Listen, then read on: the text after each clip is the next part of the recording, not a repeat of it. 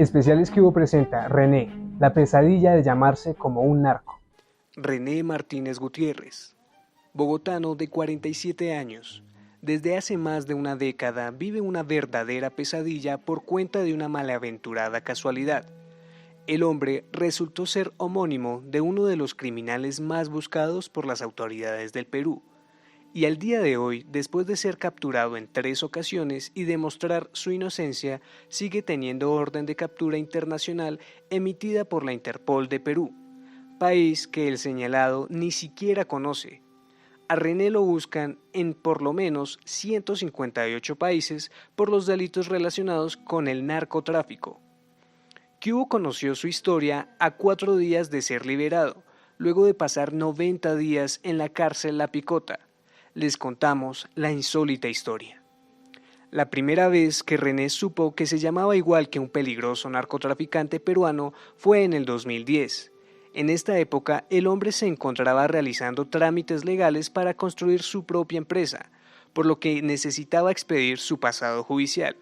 Una vez lo tramitó, se enteró que tenía una orden de captura solicitada por las autoridades peruanas. Nos contó René, quien reside legalmente en los Estados Unidos desde hace 5 años. Al año siguiente, en 2011, nuevamente fue capturado. Fue entonces cuando se enteraron de lo que sucedía. El nombre y la fecha de nacimiento de René coincidía con un ciudadano peruano que estaba siendo pedido por la justicia de su propio país por ser cómplice del transporte de un cargamento de 20 kilogramos de cocaína que iba encaletada en un televisor. Yo he venido siendo víctima de persecución judicial por parte del gobierno del Perú desde hace más de una década y durante estos 13 años he sido detenido arbitrariamente durante 3 ocasiones. La primera vez fue en el año 2010 y estuve detenido arbitrariamente durante 10 días. En la segunda ocasión fue en el año 2011 y estuve por un mes. Y en la tercera ocasión, en este año, en el 2023, me detuvieron arbitrariamente durante 3 meses, siendo vulnerado en todos mis derechos como ser humano y como persona inocente que soy. Pues bien, el 13 de enero de este año, René regresó al país a propósito de una delicada enfermedad que padecía su padre, a quien vino a ver en sus últimos días. Pero no fue así. Era de despedirme de mi padre que estaba agonizando. Eh, en esta ocasión me detuvieron arbitrariamente funcionarios de Migración Colombia, quienes ni siquiera me dejaron bajar del avión. Hacerme, ellos me hicieron vivir la peor humillación al ser detenido y esposado delante de cientos de personas que venían en el vuelo. Eh, es allí donde me informan que sobre mí pesa una orden de captura internacional a través de una circular roja de Interpol Perú y que soy buscado a nivel mundial. Mm.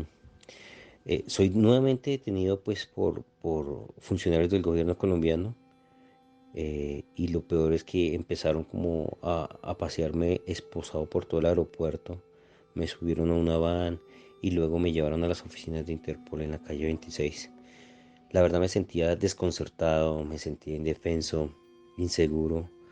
Yo antes de venir a Colombia tuve miedo, pues por lo que pudiera pasar.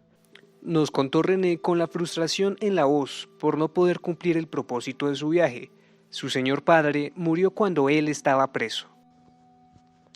Estuve detenido por 3 meses, de los cuales pasé 7 días en los calabozos de la Dijín, de la estación de policía de los Mártires.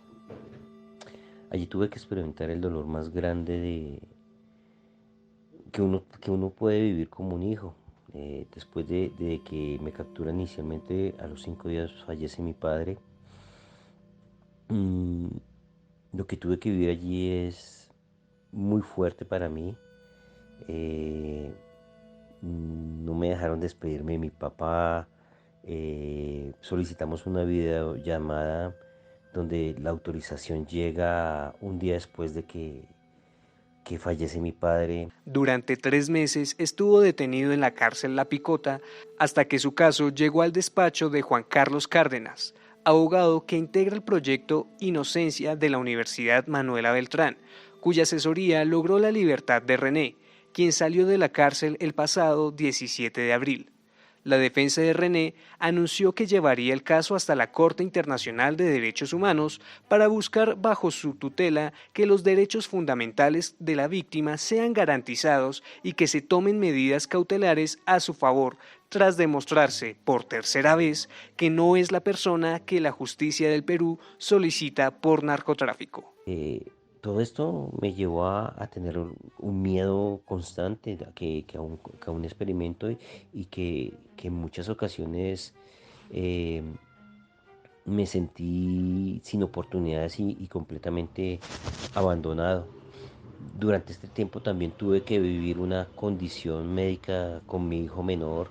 Él necesita un tratamiento y el cual nosotros no podemos pagar y ese tratamiento ni siquiera pude estar apoyándolo eh, moralmente ni dándole ánimo para que él se recuperara y él empezara a retomar nuevamente las cosas porque yo no estaba ahí, estaba ausente. Mi hijo yo creo que ha vivido tanto o más que yo este tipo de situaciones. Y recuerde que si quiere conocer más historias como esta, no olvide visitarnos en qbogota.com.